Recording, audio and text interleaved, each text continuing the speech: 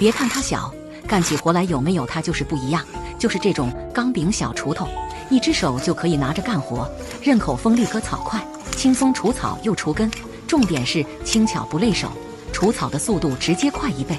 有没有只天天浇水，从来不松土的？浇水和下雨过后，一定要及时给蔬菜松土，这样土壤透气性好，有利于蔬菜的生长，土地不板结，根系发达撑长。松土时要注意，只需浅半厘米到1厘米，既能破除板结土壤，又能让空气和水分轻松渗透，增加根系活力，作物对肥料的吸收利用率也会大大增加。推荐大家用这个空心锄，再硬的地也能轻松刨开。